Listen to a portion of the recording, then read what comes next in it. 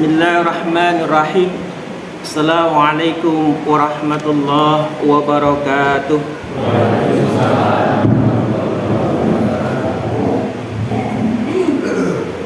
Innal hamdalillah nahmaduhu wa nasta'inuhu wa nastaghfiruh wa na'udzu billahi min shururi anfusina wa min sayyiati a'malina.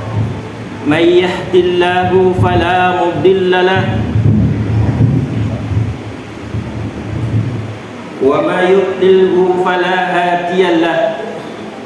Ashhadu an la ilaha illallah wahdahu la syarika lahu wa ashhadu anna Muhammadan abduhu wa rasuluhu la nabiyya ba'dah.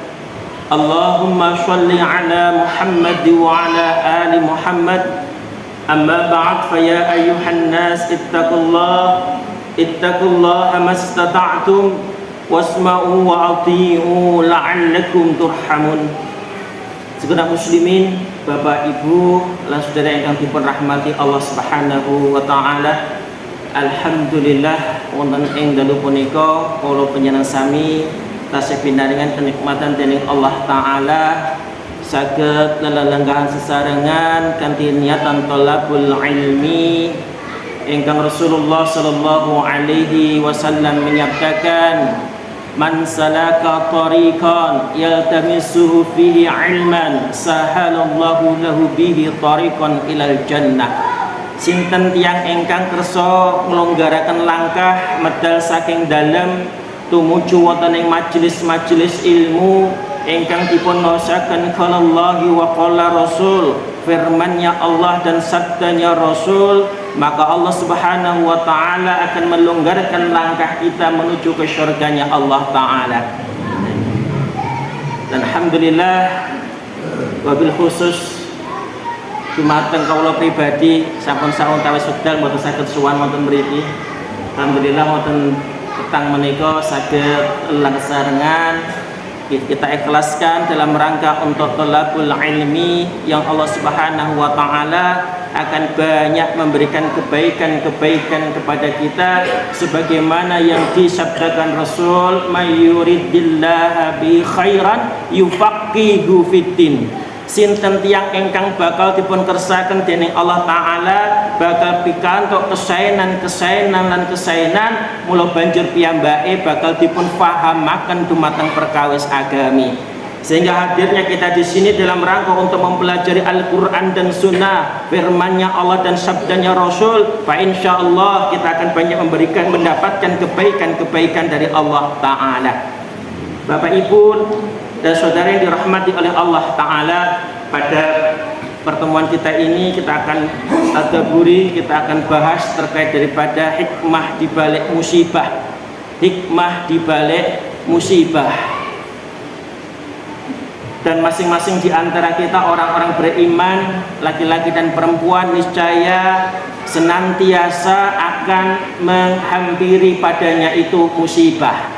Tidak ada yang luput daripada kita Yohanes yang hadir di sini maupun yang di luar sana, kecuali bahwasanya kalau dia beriman betul kepada Allah, maka dia akan senantiasa menghadapi musibah demi musibah. Nah, Bapak Ibu yang dirahmati oleh Allah Ta'ala, baik musibah yang berupa hisi, yang berupa fisik kita, sakit badannya kita, mulai dari kepala sampai ujung kaki merasakan sakit, baik juga secara ma'nawi, goncangnya jiwa, kegundah-gulahan hatinya, ketidaktentraman batinnya, nih musibah demi musibah akan senantiasa kita hadapi. Maka pertanyaannya Bapak Ibu yang hadir di sini, kira-kira yang hadir ada yang tidak punya musibah? Ibu, ada yang tidak punya masalah? Ada mboten? Bapak-bapak ada musibah mboten? Baik fisiknya maupun batinnya. Pasti di antara kita walaupun kadarnya berbeda, ini senantiasa kita akan punya musibah. Begitulah yang disabdakan oleh Rasulullah sallallahu alaihi wasallam. ma yazalul bala'u bil mu'minina wal mu'minatin fi nafsihi wa waladihi wa mali hatta yulaqallaha ta'ala wa ma'alaihi khati'atun. Tidaklah henti-hentinya bala, musibah, masalah itu menghampiri orang beriman laki-laki dan orang beriman perempuan, baik pada dirinya, pada anak-anaknya, pada harta bendanya, hingga tatkala dia nanti ketemu dengan Allah Ta'ala sudah bersih dari dosa. Begitu juga yang disabdakan Rasulullah SAW, ma yushibul muslimi min nasabin wala wasabin wala hamin wala hazanin wala adha wala ghamin hatta syaukat yushaqaha ila kafarallahu biha min khati'atun. Tidaklah menimpa seorang muslim itu dari kepayahan, dari sakit, dari gundah gulana, dari gangguan, dari kesedihan, dari kegelisahan, hingga duri menusuk pada kakinya, kecuali itu sebagai penghapus daripada dosa-dosanya. Nih, dari hadis-hadis ini kita bisa paham, maka senantiasa ayuhan nas kita akan diberi musibah oleh Allah Ta'ala. Memang begitulah ayuhan nas, musibah hanya mau menghampiri kepada hati yang bersih. Musibah hanya mau menghampiri kepada orang-orang beriman. Musibah tidak mau menghampiri hati yang kotor, hati yang mati. Musibah tidak akan mau menghampiri kepada hatinya orang-orang yang tidak beriman. Sebagaimana layaknya harimau hanya mau makan daging yang segar, harimau tidak akan pernah mau makan daging yang sudah jadi bangkai. Betul enggak? Nih, maka kalau kita menisbatkan sebagai orang Islam, kita menisbatkan sebagai orang beriman, maka senantiasa Allah akan berikan musibah kepadanya. Hikmahnya dengan musibah itu maka akan membersihkan daripada dosa-dosanya. Dari kaidah ini maka kita bisa mengambil satu hukum, bahwasanya musibah yang menimpa diri kita itu diizinkan oleh Allah, tetapi kita manusia punya andil sebab. Kita manusia punya andil sebab dosa. Sehingga danya dosa itu Allah izinkan musibah mengenai diri kita. Ma asobaka min musibatin illa biidnillah. Tidaklah satu musibah yang menimpa diri Anda kecuali itu diizinkan oleh Allah Ta'ala.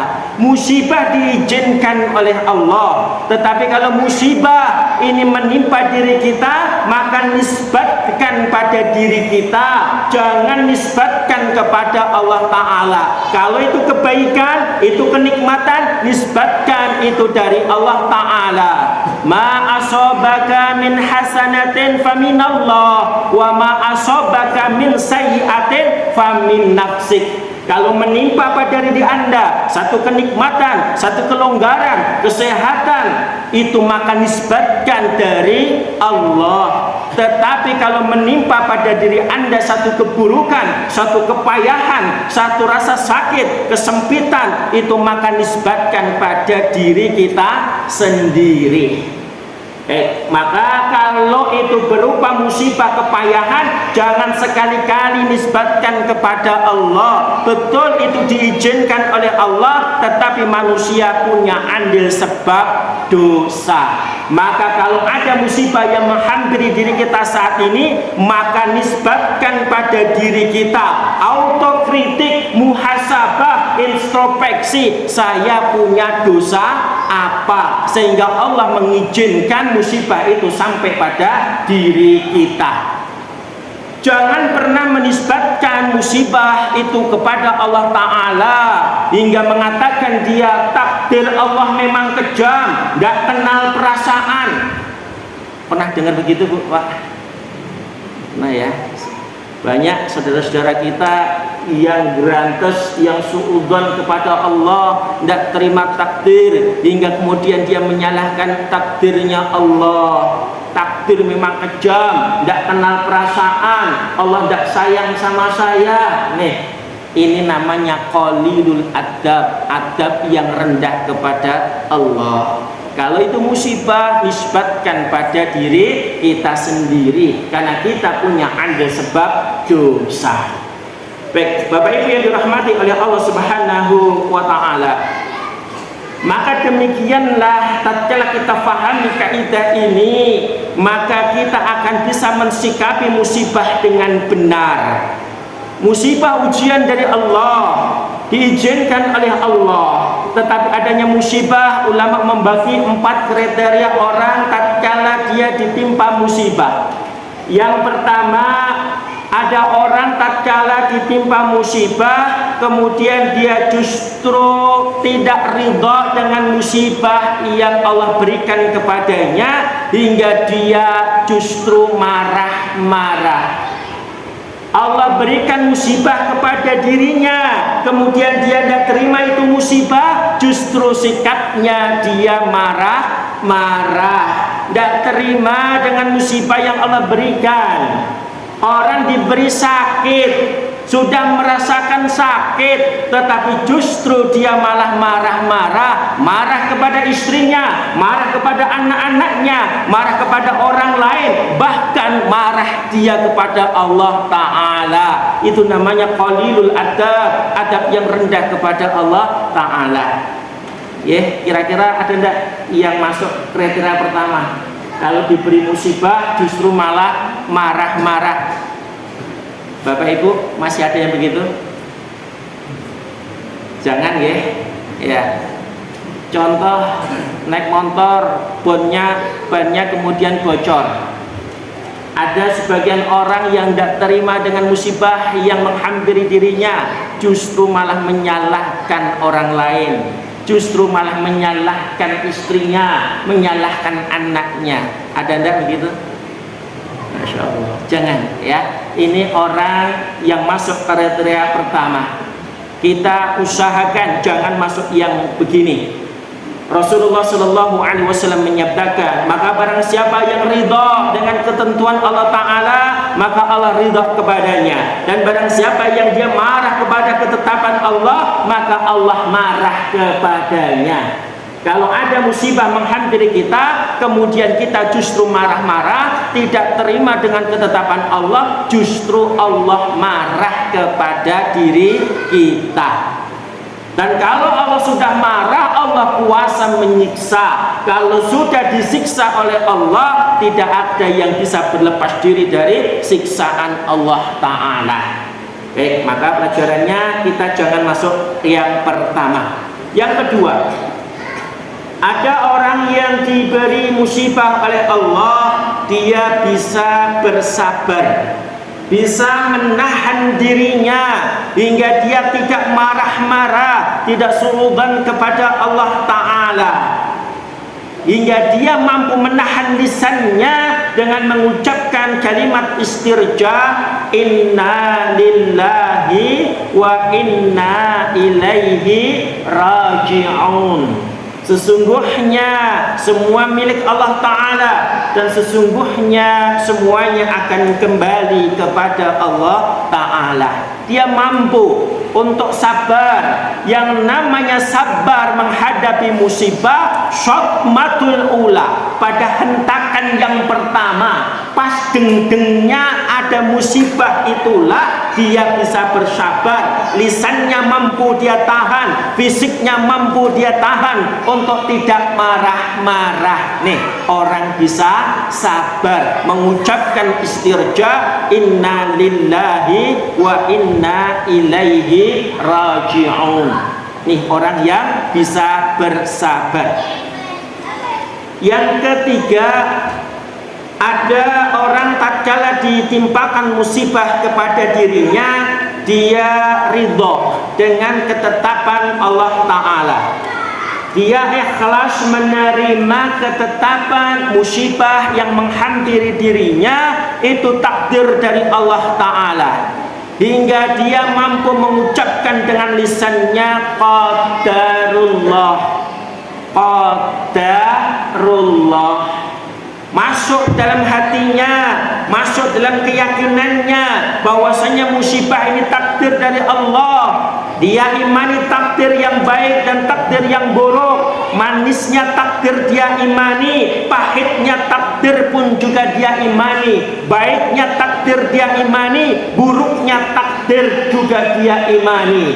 Hingga masuk dalam keyakinannya, dalam hatinya, ikhlas menerima takdir dari Allah Ta'ala. Mampu ikhlas menerima musibah, ikhlas ridha dengan ketetapan Allah Ta'ala. Lisannya mampu mengucapkan qadarullah, ini takdir dari Allah Ta'ala. Bedanya dengan yang kedua yang sabar, kalau sabar hanya sampai kepada lisan saja, belum tentu masuk pada hatinya. Lisannya, fisiknya mampu menahan untuk tidak marah-marah, tetapi kadang orang masih grundel, kadang masih dia berat hati. Nih yang kedua. Tapi yang ketiga yang dia ridha sampai kepada hatinya, keyakinannya, dia ikhlas menerima takdir dari Allah Ta'ala. Lisannya mampu mengucapkan qadarullah, ini takdir dari Allah Ta'ala. Yang keempat, orang tatkala diberi musibah oleh Allah, maka dia bisa bersyukur. Bersyukur kepada Allah Ta'ala walaupun Allah telah mengizinkan musibah sampai pada dirinya. Dia mampu bersyukur walaupun menjalani musibahnya harus dengan tetesan air mata, harus dengan gulung komeng, harus dengan dia ini susah payah menjalani musibahnya, tetapi dia masih bisa bersyukur kepada Allah Ta'ala. Mampu dia mengucapkan alhamdulillah ala kulli hal, alhamdulillah ala kulli hal. Nih, derajat yang paling tinggi tatkala orang ditimpa musibah, dia masih bisa bersyukur kepada Allah Ta'ala. Ada kalanya Allah memberikan musibah kepada dirinya, Allah berkehendak untuk menghindarkan dia dari musibah yang jauh lebih besar. Nih, Allah berkehendak untuk menghindarkan dia dari musibah yang lebih besar dengan cara Allah berikan dia musibah yang kecil. Maka kita paham ini, maka pantaslah kita bisa bersyukur kepada Allah Ta'ala. Ada kalanya banyak cerita orang kehabisan tiket dalam perjalanannya hingga dia tidak bisa ikut dalam rombongan itu. Tidak kedapatan tiket, musibah bagi dirinya, betul enggak? Tetapi ada banyak cerita kendaraan yang hendak dia tumpangi justru malah kecelakaan. Bersyukur enggak? Tidak mendapatkan tiket, pantas dia bersyukur kepada Allah Ta'ala. Masya Allah. Nah, kemudian ayuhan nas, maka kalau kita bisa memahami perkara ini, maka kita naikkan kelas kita. Apapun musibah yang menghampiri diri kita, maka hendaklah kita bisa bersyukur kepada Allah Ta'ala. Karena dengan memberi musibah itu kepada kita, Allah berkehendak untuk memberikan kebaikan-kebaikan kepada diri kita. Banyak di kalangan kita, Anda semuanya tatkala belum mendapatkan musibah jauh dari Allah, tapi begitu Allah cicipkan musibah kepada Anda, kemudian Anda lebih dekat kepada Allah Ta'ala. Nih banyak yang kita dapati, Masya Allah. Maka pantaslah walaupun itu harus dengan tetesan air mata, harus dengan susah payah menghadapi musibah, tapi yakinlah itu Allah berkehendak memberikan kebaikan kepada diri kita. Maka musibah itu hendaklah kita pantas mengucapkan alhamdulillah ala kulli hal. Kalau itu kenikmatan, kesenangan, kesehatan, kesembuhan, maka bersyukur kepada Allah. Ucapannya alhamdulillah bi ni'matihi tatimma sholihati. Sampun apal dereng? Ya. Alhamdulillah, sama nih ya, cukup itu, betul ya. Nah, alhamdulillah bi ni'matihi tatimma sholihati. Tapi kalau musibah berupa kesusahan, ucapannya yang sesuai sunnah, alhamdulillah ala kulli hal. Alhamdulillah ala kulli hal. Kira-kira Bapak Ibu sakit mboten sampai kepada tingkat yang keempat, mendapati musibah kita masih bisa bersyukur kepada Allah Ta'ala. Sakit mboten Bu? Bapak sakit mboten? Usahakan ya untuk sampai kepada kelas yang tertinggi, kelas yang keempat. Contoh, Ibu Anda kehilangan uang, bisa mengucapkan alhamdulillah Bu. Okay. Bapak kehilangan HP, alhamdulillah ala kulli hal. Sakit? Berusaha untuk bisa. Ya, Masya Allah. Ya, Ibu ditinggal mati suaminya, bisa mengucapkan alhamdulillah ala kulli hal. Sakit Bu? Betul sakit. Bapak-bapak ditinggal mati istrinya, sakit alhamdulillah ala kulli hal.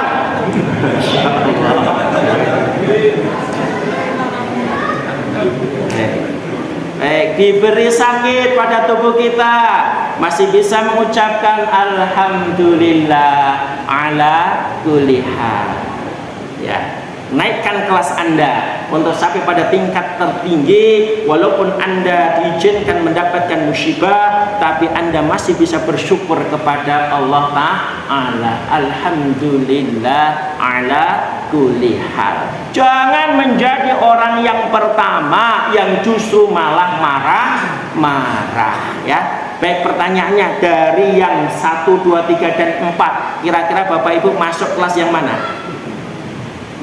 Bu, masuk kelas 1 apa 2 apa 3 atau 4? Ya. Paling enggak kelas 2 nggih. Paling enggak kelas 2 bisa bersabar tatkala mendapatkan musibah. Jangan menjadi kelas yang pertama. Jangan menjadi orang yang kriteria mendapatkan musibah, dia tidak terima dengan ridha dari ketetapan Allah, justru dia marah-marah. Jangan jadi yang pertama ini. Tapi ketinggalan kathah niku sing nomor setunggal. Ya, ini ilmu sudah sampai kepada diri kita. Maka hendaklah kita mampu menahan amarah kita. Kita tidak gampang-gampang marah, ya. Jangan sedikit-sedikit marah, ya. Tidak punya uang marah. Ini termasuk ibu-ibu, kalau abang punya uang ya tak sayang, abang tidak punya uang ya tak endang. Jangan, ya. Ini. Nah, saya potong sedikit, saya tambahkan. Kalau ada orang yang dia marah-marah, kecenderungannya sering marah, gampang marah-marah, maka suruh dia mengucapkan isti'adah, ta'awud dengan bacaan sesuai sunnah. A'udzu billahi minasyaitonir rajim. Nih, bacaan yang hendak dibaca oleh orang yang sedang marah. Insyaallah. Kita koreksi, banyak di kalangan kita kalau orang marah yang dibaca istighfar. Betul enggak? Ya. Bapaknya marah, Pak istighfar, Pak istighfar, Pak. Betul enggak? Tetap marah enggak bapaknya? Tetap marah. Ibunya marah-marah, Bu istighfar, Bu istighfar. Tetap marah enggak ibu? Tetap marah. Karena apa? Kalimat istighfar ini bukan untuk mengendalikan orang yang sedang marah.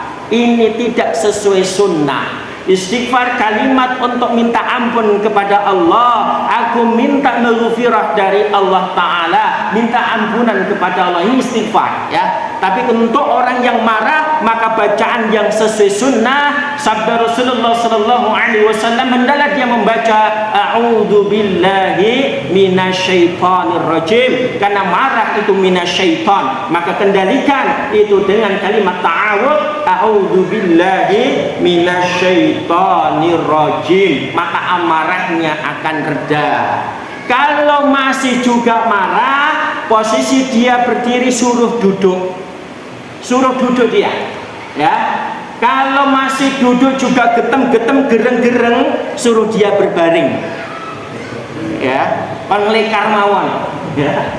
Kalau masih gedruk-gedruk, pun suruh ambil air wudhu. Dinginkan sifat panas marah dari syaitan dengan dinginnya air wudhu, maka dia akan reda amarahnya.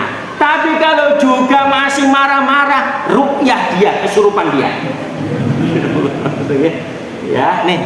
Maka jangan sampai kita menjadi orang yang gampang marah tatkala mendapati musibah. Ya, jangan, karena itu mina syaitan dan itu mengingkari takdir dari Allah Ta'ala. Orang beriman, iman kepada takdir yang baik, iman kepada takdir yang buruk.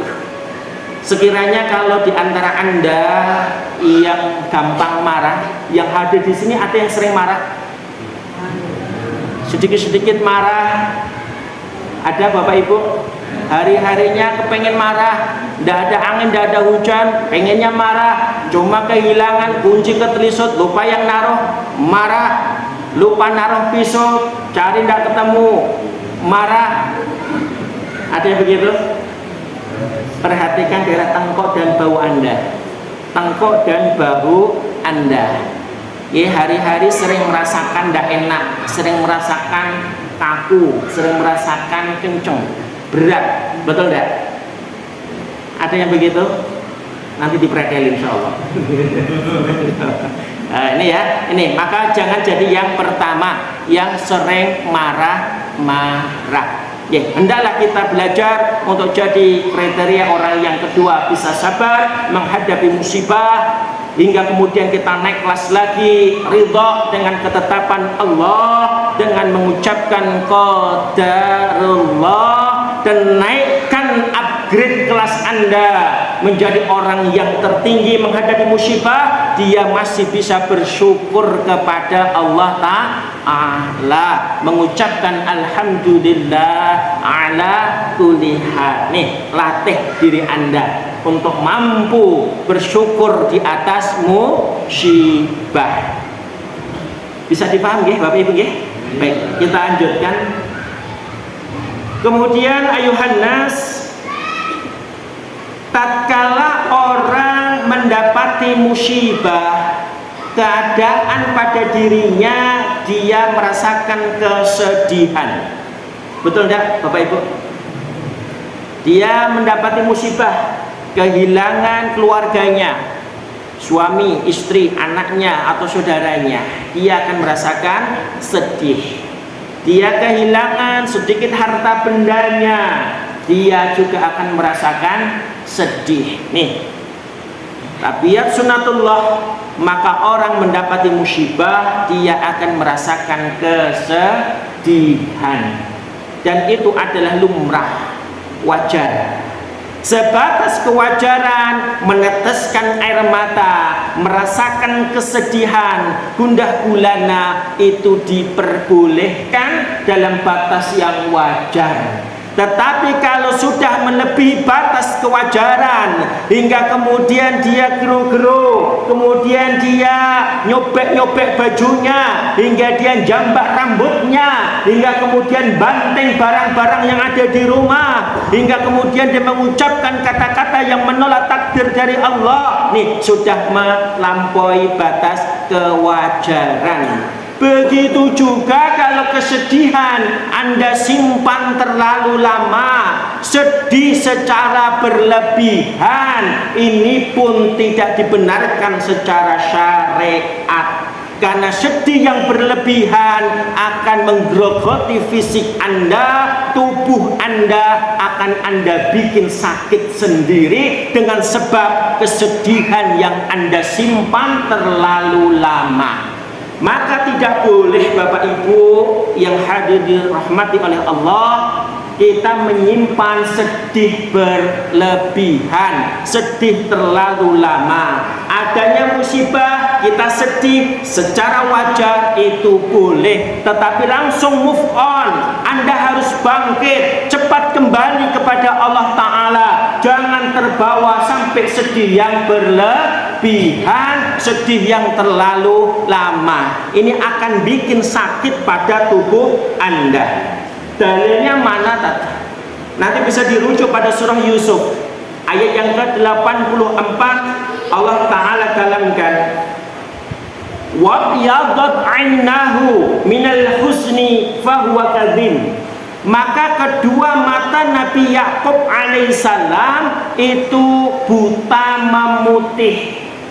Kedua mata Nabi Yakub alaihissalam itu buta memutih. Minal husni, dari rasa sedih yang berlebihan ditinggal oleh Nabi Yusuf alaihissalam. Konon ada riwayat mengatakan lebih dari 30 tahun.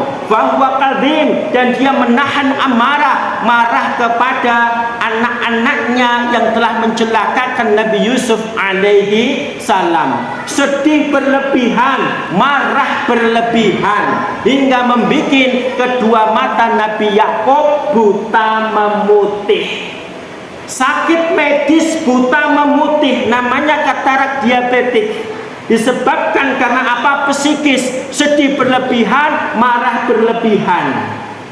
Ditambah keadaan Nabi Yakub panik berlebihan, hingga tiap malam Nabi Yakub keliling kota mencari Nabi Yusuf alaihissalam. Ya Yusuf, ya Yusuf, ya Yusuf. Hingga orang-orang menjuluki Nabi Yakub alaihissalam dengan julukan Israel. Isra, perjalanan ilail malam. Nabi yang mengadakan perjalanan malam hampir tiap malam keliling kota mencari anaknya Nabi Yusuf alaihissalam. Ya Yusuf, ya Yusuf, ya Yusuf, dicari itu. Masya Allah, hingga julukan Nabi Yakub itu adalah Nabi Israel. Maka jangan sebut Yahudi yang sedang membombardir Palestina itu dengan sebutan Israel. Itu salah besar. Ya, sebut saja mereka Yahudi atau sebut mereka Bani Israel. Israel sebutan untuk Nabi Yakub alaihissalam. Abdullah, hamba Allah, Nabiullah, nabinya Allah, orang saleh. Sebutan Nabi Yakub adalah Nabi Israel. Punya anak pertama namanya Yahuda, keturunannya disebut dengan Yahudi. Maka sebut mereka dengan sebutan Yahudi atau sebut mereka dengan Bani Israel. Jangan sebut mereka Israel. Nih, jarang dibahas. Ya. Pun nanti disampaikan di sini. Ya, maka nanti sebut saja mereka Yahudi atau sebut mereka Bani Israel. Anak turunnya Nabi Israel, Nabi Yakub alaihissalam, dari garis anak pertama Yahuda, anak turunnya disebut Yahudi. Sakit dipaham ya? Ini akidah. Salah sebut, salah makna, bahaya untuk pemahaman kita. Betul? Baik, saya kembali ke sini. Maka kalau sedih berlebihan, marah berlebihan, panik berlebihan, maka yang terjadi pada diri Anda, maka api yang ada di ginjal itu dibuang dengan percuma. Apinya berkobar-kobar di ginjal, hingga dalam jangka panjang api di ginjal mulai redup.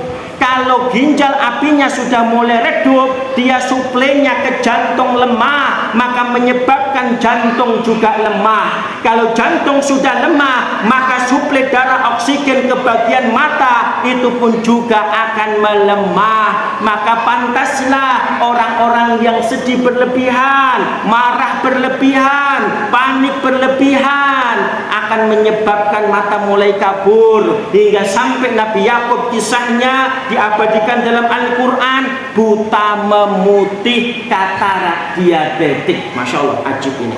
Pantas kita mentadaburi ini ya. Maka jangan sampai Bapak Ibu Anda menjadi orang yang senang menyimpan sedih berlebihan, marah berlebihan, panik berlebihan, jengkel berlebihan, sakit hati berlebihan, dendam berlebihan. Nih racun-racun jantung Anda, racun-racun hati Anda harus Anda keluarkan. Maka detox racun pada hati Anda biar Anda sehat. Masya Allah, ada ilmunya yang disebut dengan ilmu tazkiyatun nafas atau tazkiyatun nufus. Sudah pernah dibahas di sini? Belum ya? Masya Allah, nih ada ilmunya yang diajarkan oleh Allah dan Rasulnya untuk menjaga daripada kesehatan fisik kita dan psikis kita. Masya Allah. Baik, kembali. Maka orang yang dia sedih berlebihan, maka perhatikan, adrenalinnya naik, kortisolnya naik, hingga kemudian menyebabkan insulinnya turun, kadar gula dalam darah naik. Maka kalau kadar gula dalam darah naik, maka dia akan sakit diabetes. Diabetes dari arah psikis, maka sifatnya diabetes kering. Kalau faktornya dari pola makan, maka diabetes basah. Maka jaga makan minum bagus, disiplin, sehat 4 sehat 5 ajib. Ya, tetapi kok ya masih kena diabetes, masih kena kencing manis, ya ternyata faktornya, akar masalahnya dari psikis. Dia sedih berlebihan. Ibu-ibu ditinggal mati suaminya, dia sedih berlebihan, tidak segera move on, ya. Maka banyak yang terkena diabetes. Makannya terjaga bagus, tapi psikisnya dia goncang, maka sakit dia. Ibu-ibu juga begitu. Banyak ibu-ibu, mak-mak dan mbak-mbak ya, yang dia tidak move on dari psikisnya, masih menyimpan sedih, menyimpan jengkel, menyimpan dendam, menyimpan sakit hati ya, kemudian menyebabkan seharusnya darah panas lembab, kemudian karena dia simpan ini racun-racun dalam jantungnya, adrenalin dia naik terus, kortisol naik terus, menyebabkan darah menjadi panas, kental, kering. Kalau sudah darahnya panas, kental, kering, maka akan terjadi penyumbatan-penyumbatan pada pembuluh darah Anda. Hingga banyak kalau sudah terjadi penyumbatan pada satu titik, maka kelenjar pada titik itu akan kelebihan memakan darah hingga banyak menyebabkan kanker, kanker. Ya, maka banyak di kalangan emak-emak dan mbak-mbak yang terjadi sakit kanker, entah kanker payudara, kanker rahim, kanker serviks, betul enggak? Kelenjar tiroid, ada penyumbatan pembuluh darah pada otaknya. Nih, hendaklah kita tadaburi. Ternyata dari faktor psikis Anda. Maka kalau ibu-ibu kepengen sehat ya, bikin ibu-ibu bahagia. Walaupun ibu punya masalah, ibu punya musibah, tapi belajar untuk bahagia di atas masalah. Sakit Bu? Insyaallah. Belajar ya. Nah, yang jadi persoalan, yang sering membuat ibu-ibu sakit, yang sering membuat ibu-ibu sedih, bikin ibu-ibu jengkel, siapa Bu? Orang yang paling dekat dengan Anda, yakni suami Anda. Betul tidak Bu? Betul ya? Insyaallah ya. Nah, padahal tiap hari tiap hari bersama. Tapi kalau tiap hari menyimpan jengkel sampai gregetan, betul enggak, Bu? Baik, Bu, perhatikan. Kalau Anda sering jengkel gregetan, perhatikan. Asam lambung naik, betul enggak? Dada mulai ampak, betul? Leher mulai tegang, muncul pusing, keliengan, betul enggak? Kadang mata mulai kabur, tangan mulai tremor, mulai kesemutan, betul enggak, Bu? Nih, ada yang lebih parah kalau malam sampai pipis ngapunten 3 sampai 5 kali. Kalau ada yang sudah begitu, maka ginjal Anda sudah mulai melemah. Disebabkan apa? Karena psikis Anda tidak bahagia. Betul, okay? Nah, menghadapi musibah maka hadapi dengan sebagaimana yang saya terangkan tadi, sehingga Anda bisa bahagia walaupun mendapati musibah. Ya, Masya Allah, ya. Nah, ini harus kita jalani. Jangan sampai kita menjadi orang yang sakit, zalim pada diri kita disebabkan karena diri kita sendiri. Ada pasien yang datang kepada saya mengeluhkan matanya sudah mulai kabur. Matanya sudah mulai kabur, sudah dilakukan tindakan bedah kepala 1 kali. Ya, terjadi penyumbatan di pembuluh darah di kepalanya. Nah, kemudian ayuhana sampai terakhir mata mulai kabur hingga tidak bisa melihat, sering terjadi mimisan. Kemudian saya tanya, saya diagnosa pola makan bagus, menyimpan dendam enggak, sakit hati sama suami enggak, tapi ternyata dia hari-harinya jengkel. Setiap hari dia jengkel. Keterangan dari suaminya betul tak tuh, tiap hari dia jengkel dengan pekerjaan rumahnya, jengkel dengan anak-anaknya. Nih kerjaan rumah tidak selesai sampai gregetan, nyawang kerjaan rumah gregetan, padahal nanti juga dikerjakan, tapi mengerjakannya dengan rasa jengkel. Kalau tiap hari Anda begitu, maka Anda grogoti fisik Anda sendiri. Karena apa? Menyebabkan darah menjadi panas, kental, kering, hingga menyebabkan penyumbatan pembuluh darah. Masya Allah, ajib ini. Maka hancurkan sumbatan pembuluh darah dengan Anda detoks racun jantung Anda. Mulai move on, mulai bangkit. Buang itu rasa jengkel, buang itu rasa sedih. Masya Allah. Sakit dipaham ya? Termasuk ibu-ibu, ya, jangan bikin sedih suami Anda, ya. Jangan bikin stres suami Anda. Saya pesan, suami Anda sekarang masuk ya manusia yang langka, makhluk di akhir zaman yang sudah langka. Kata WHO perbandingan laki-laki perempuan 1:40. Ya, Insya Allah. Bapak jangan berpikir poligami loh, jangan itu kan. Syarat ketentuannya ketat. Ya. Ini maka jangan bikin stres bapak-bapak Anda, suami Anda, karena stresor bagi bapak-bapak sudah terlalu banyak. Dia sudah berjuang di terik matahari, berjuang dengan klien kerjanya, berjuang dengan teman-temannya, berjuang dengan macetnya kendaraan, betul nggak Pak? Insya Allah. Nah, maka jangan ditambahi stres kalau di rumah, okay? Nah, maka bapak-bapak bikin Anda untuk bahagia walaupun juga mendapati masalah, ya. Nah, persoalannya kalau Anda ini sering stres, sering dibikin sedih, maka Anda akan cepat tua sebelum umurnya. Anda akan cepat uban sebelum usianya. Ya, karena apa? Darah panas terus. Karena Anda stres, Anda sedih, sehingga darahnya panas. Kalau panasnya sampai ke ubun-ubun, maka ada animasi ini sampai umek kebul-kebul, betul nggak? Karena saking panasnya bisa merubah pigmen rambut yang hitam jadi putih. Nah, Masya Allah. Nabi Shallallahu Alaihi Wasallam meninggal dalam usia 63 tahun. Dalam riwayat uban beliau tidak lebih dari 20 helai. Uban beliau tidak lebih dari 20 helai. Ada mengatakan 17, ada mengatakan 18. Pada rambut manusia, menurut penelitian yang saya dapatkan, jumlahnya sekitar 300.000 helai.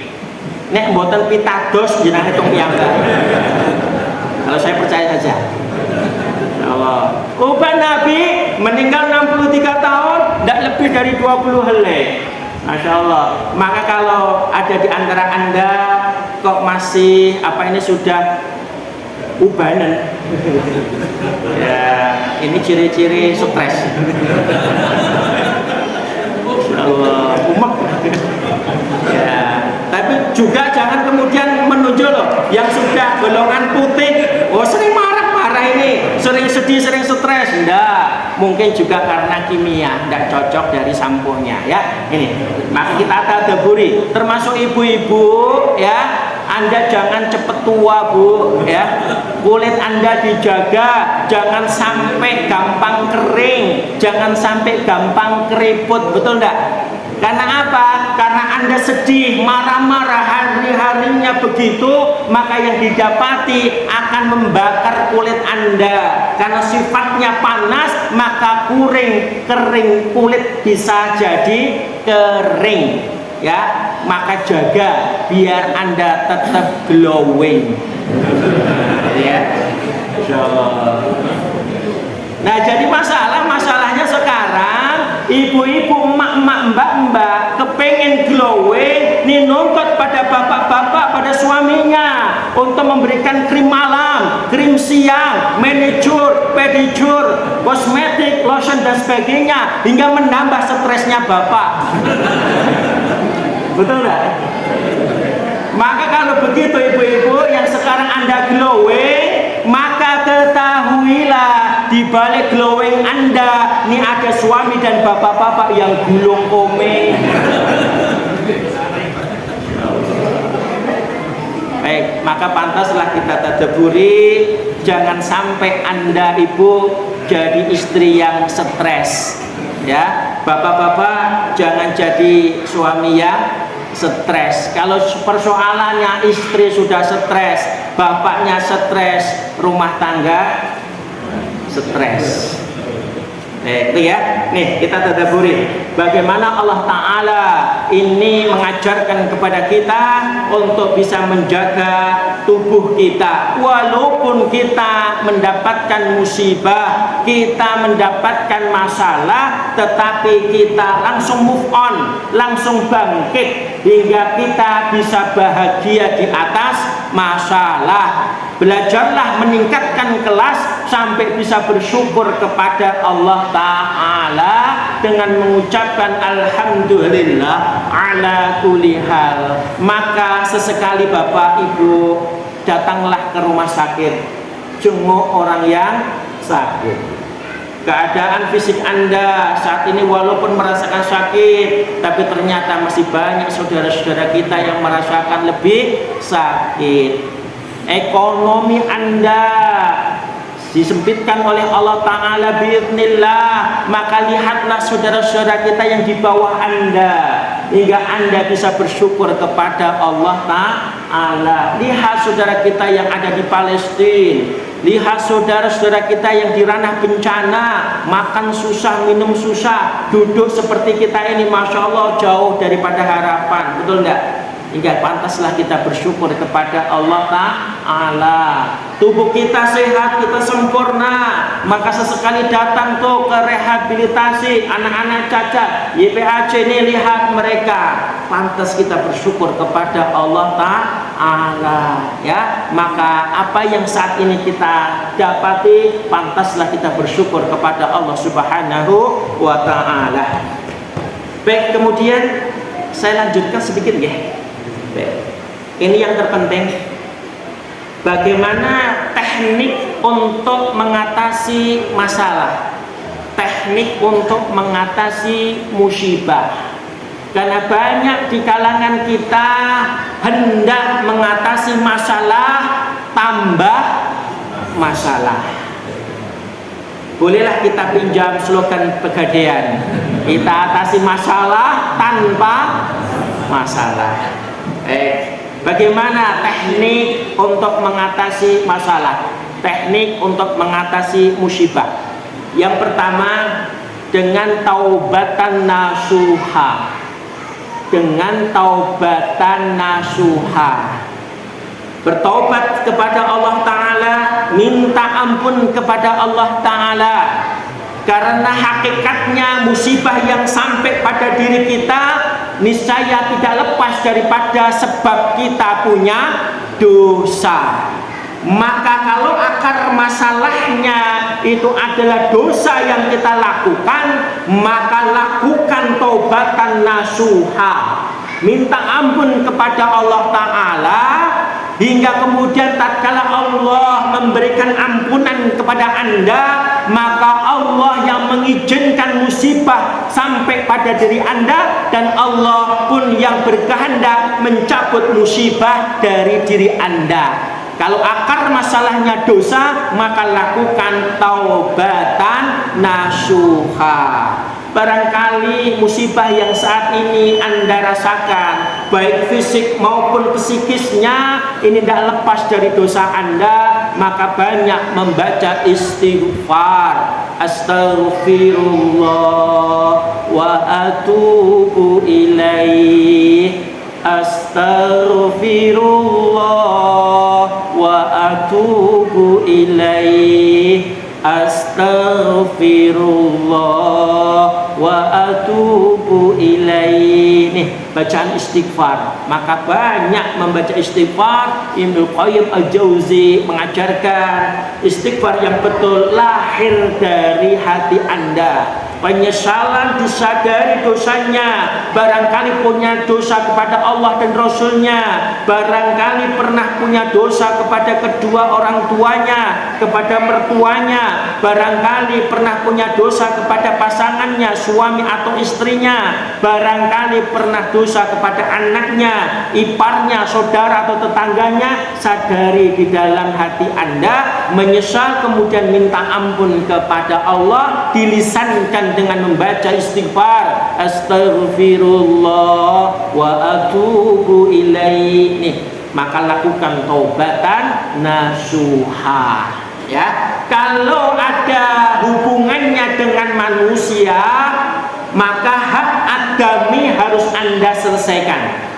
Ya, Anda minta penghalalannya. Kalau ada harta yang Anda rampas, maka kembalikan harta itu kepada yang berhak. Nih, bentuk tobat Anda.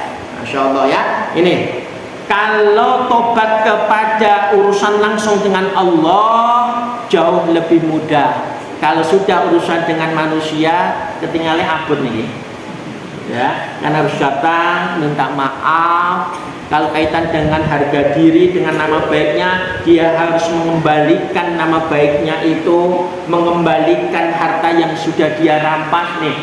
Masya Allah berat, tapi ini harus ditempuh sebagai langkah untuk taubatan nasuha. Baik. Yang kedua, dengan tazkiyatun nafas, dengan mensucikan jiwa Anda, detoks racun-racun hati Anda. Keluarkan rasa sedih, keluarkan jengkel, keluarkan marah, keluarkan dendam. Semua racun-racun hati Anda keluarkan, ya. Kemudian maafkan orang yang pernah nyakiti jenengan, maklumi keadaannya. Mampu menahan amarah, tapi sekaligus maafkan semua orang yang sudah bikin sakit hati jenengan, ya. Nih, untuk bisa membersihkan hati Anda. Masya Allah. Cuma untuk yang tazkiyatun nafas ini yang susah adalah dari kalangan ibu-ibu, ya. Karena ibu-ibu ini kalkowariro, kayak gelas-gelas kaca, hatinya mudah pecah. Betul tidak Bu?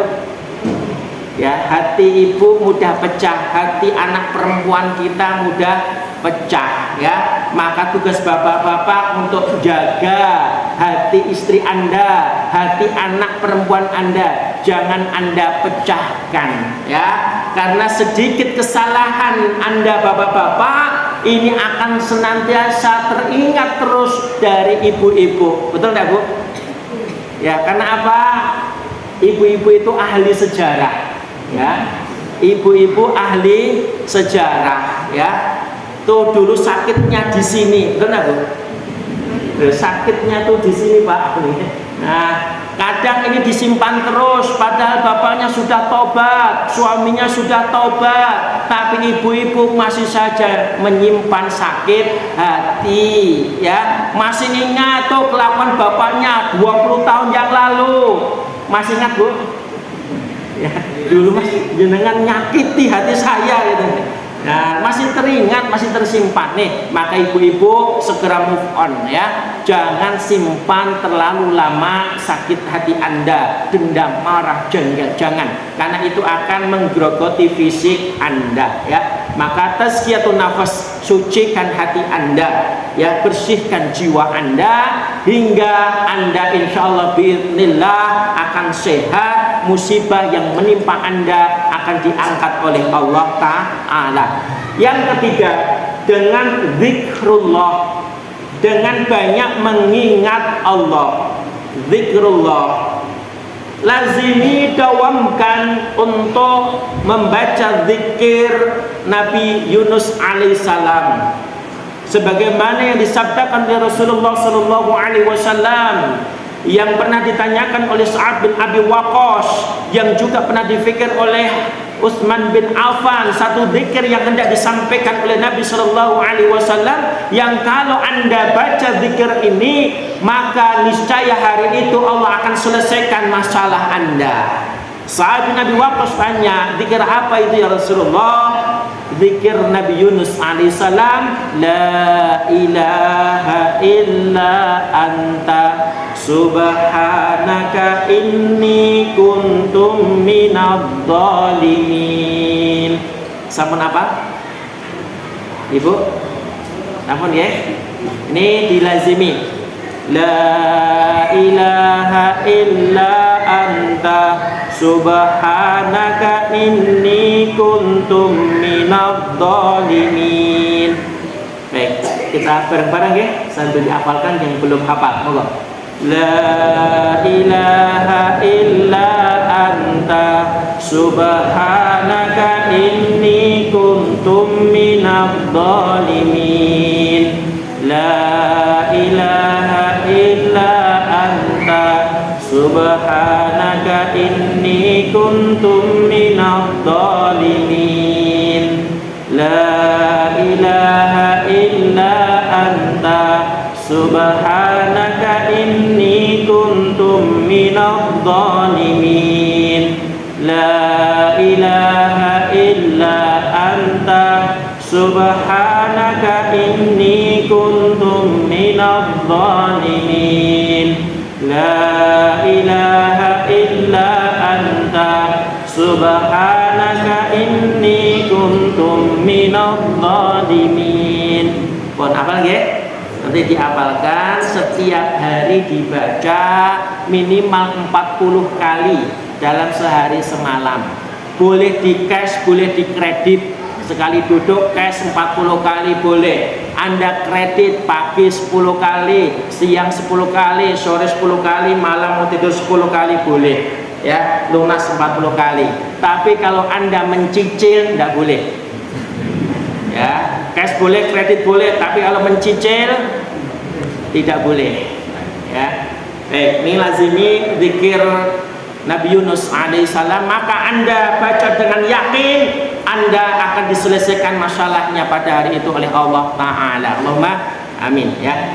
Baik, kemudian yang keempat, kadang perlu dibantu untuk mengatasi masalah atau musibah ini dengan herbal. Salah satunya ada dengan talbinah. Talbinah, nanti mireng Bapak Ibu talbinah, bukan waljinah ya, talbinah. Talbinah itu tepung gandum. Ya, tepung gandum ada tekniknya sendiri untuk membuat talbina, karena Nabi Shallallahu Alaihi Wasallam ini menyabdakan kalau ada orang baru terkena musibah, sakit, sedih, dia kesedihannya ini maka obat sedihnya dengan talbina, dengan tepung gandum. Ya, ada teknik sendiri untuk bikin talbina, tidak bisa kita bahas di sini. Baik, ringkasnya saja, perlu dibantu dengan herba, dengan obat sesuai dengan yang diajarkan Rasulullah Shallallahu Alaihi Wasallam. Begitu juga jaga pola makan Anda, ya, jaga pola makan Anda. Kalau Anda sedih, Anda gampang marah, Anda dendam, tubuh Anda sudah panas, betul tak? Maka kalau sudah panas, untuk ibu-ibu jangan sering makan cabai, jangan sering minum jahe merah, jangan makan minum yang sifatnya panas-panas. Anda sudah panas, Anda makannya cabai terus, ya kasihan suami Anda cabain terus. Ya, nih kalau Anda sifat tubuhnya panas, jaga pola makan minum Anda, perbanyak yang sifatnya dingin, bukan es ya, sifatnya dingin ya. Panas juga bukan kemudian mendidih, bukan. Ini ada pembahasan sendiri, sifat makan minum yang panas mana, yang dingin yang mana ya. Maka ringkasnya, maka jaga pola makan Anda, lifestyle Anda jaga, maka insya Allah akan segera untuk bisa mengatasi masalah Anda. Yang kelima, kalau memang kesedihan terlalu lama, ini menjadi salah satu celah syaitan dari kalangan jin masuk pada tubuh Anda. Sudah dilakukan beberapa terapi taubatan nasuha, tazkiyatun nafas, zikrullah, zikir pagi petang, pola makannya sudah bagus, tapi juga belum selesai dari masalah musibahnya. Nih, jangan-jangan ada nyawa lain pada tubuh Anda. Karena kalau sedih, dendam, marah menjadi celah syaitan dari kalangan jin untuk masuk. Maka tekniknya adalah dengan ruqyah syar'iyah. Lakukan ruqyah syar'iyah, maka fa insyaallah Anda akan diberi kesembuhan oleh Allah Ta'ala. Musibah, masalah akan diselesaikan oleh Allah Ta'ala. Saya dapati satu pasien, ibu-ibu ini sakit-sakitan, sudah lumayan komplikasi, ginjalnya sudah melemah, jantungnya sudah melemah, tubuhnya sudah lemah, ya, sering pusing, sering linglung, masya Allah. Ternyata salah satu akar masalahnya, tatkala kita ruqyah, nih ada jin yang ngomong. Kamu siapa? Saya anak ibu ini, saya anak bapak ini, saya adiknya ini. Lah kamu siapa? Saya Kliwon. Ya, saya Kliwon, gitu ya.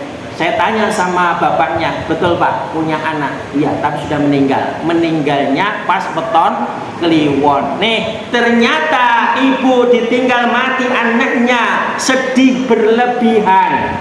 Sedih berlebihan, tidak terima dengan takdir Allah, maka syaitan dari kalangan jin ini nyusup masuk menjadi satu di tubuhnya, di peredaran darahnya. Ya, masya Allah, tidak kurang dari 20 tahun ternyata sudah ikut ngijin sama ibunya, mengganggu tubuh ibunya, masya Allah ya.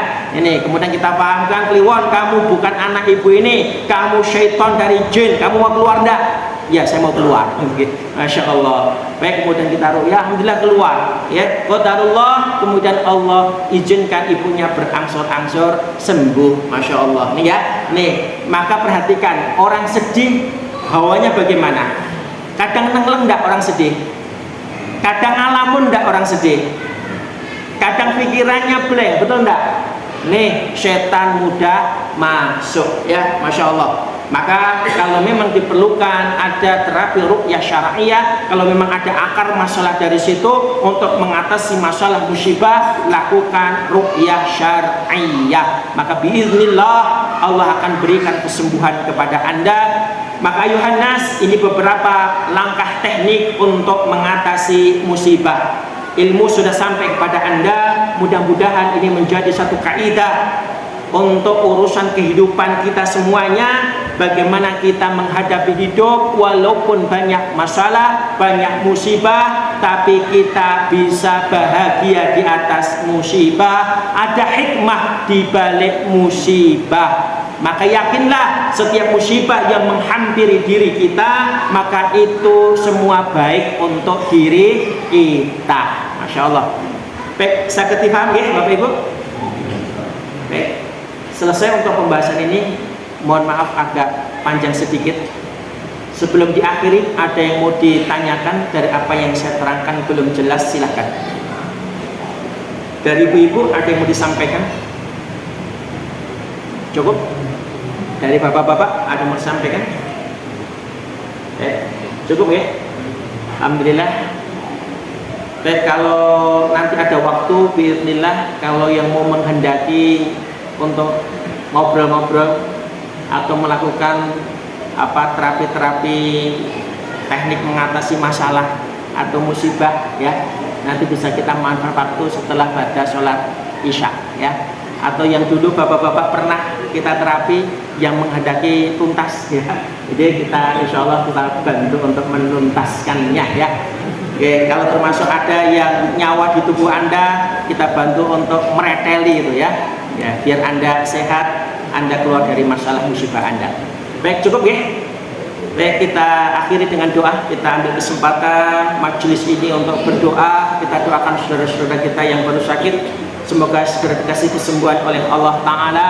Kalau nanti saya berdoa, Allahumma shfi mardona wa min jami'il muslimin, boleh sebat asmo sanakateng atau diri Anda dalam hati, yakin berdoa, mudah-mudahan Allah berikan kesembuhan ya. Termasuk nanti kalau saya berdoa dengan doa sesuai sunnah, bismillah bismillah u'idukum bi'izzatillahi wa qudratihi min syarri ma tajidu wa tuhadir 7 kali. Nanti pegang dengan tangan kanan Anda bagian tubuh yang sakit ya. Kemudian nanti kalau diperintahkan usap, diusap dengan yakin, maka insya Allah Allah akan berikan kesembuhan ya. Asal Anda khusyuk, Anda yakin, ud'uni astajib lakum. Bismillahirrahmanirrahim. Alhamdulillah rabbil alamin. Allahumma shalli ala Muhammad wa ala ali Muhammad ma'ahum bi rahmatika ya arhamar rahimin. Ilaika rabbana nasku wa nasta'in, nahnu du'afa wa antal qawiyyul matin, ya qawiyyu ya matin, ya qawiyyu ya matin, ya qawiyyu ya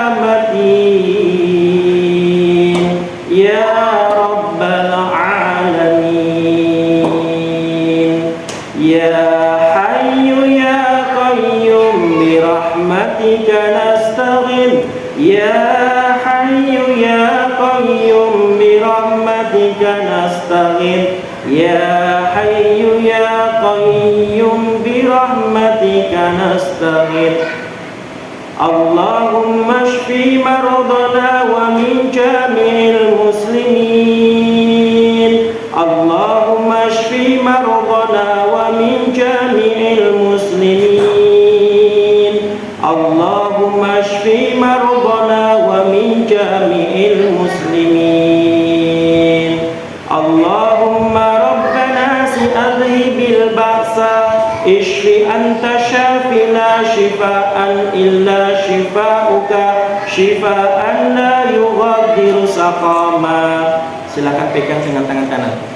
Bismillah, bismillah, bismillah. U'idukum bi'izzatillahi wa qudratihi min syarri ma tajidu wa tuhadir. U'idukum bi'izzatillahi wa qudratihi min syarri ma tajidu wa وتحاذر أعيدكم بعزة الله وقدرته من شر ما تجد وتحاذر أعيدكم بعزة الله وقدرته من شر ما تجد وتحاذر أعيدكم بعزة الله وقدرته من شر ما تجد وتحاذر أعيدكم بعزة الله وقدرته من شر ما تجد وتحاذر أعيدكم بعزة الله وقدرته من شر ما تجد وتحاذر. Silakan berusaha. أسأل الله العظيم رب العرش العظيم أن يشفيكم أسأل الله العظيم رب العرش العظيم أن يشفيكم أسأل الله العظيم رب العرش العظيم أن يشفيكم أسأل الله العظيم رب العرش العظيم أن يشفيكم أسأل الله العظيم رب العرش العظيم أن يشفيكم أسأل الله العظيم رب العرش العظيم أن يشفيكم أسأل الله العظيم رب العرش العظيم أن يشفيكم. اللهم إنا نسألك علما نافعا ورزقا طيبا وعملا متقبلا. اللهم إنا نسألك رزقا حلالا رزقا واسعا نافعا مباركا فيه. ربنا اغفر لنا ذنوبنا وإسرافنا في أمرنا وثبت أقدامنا فانصرنا على القوم الكافرين. ربنا اغفر لنا ولإخواننا الذين سبقونا بالإيمان ولا تجعل في قلوبنا غلا للذين آمنوا ربنا إنك رؤوف رحيم. وصلى الله على محمد وعلى آله الحمد لله رب العالمين.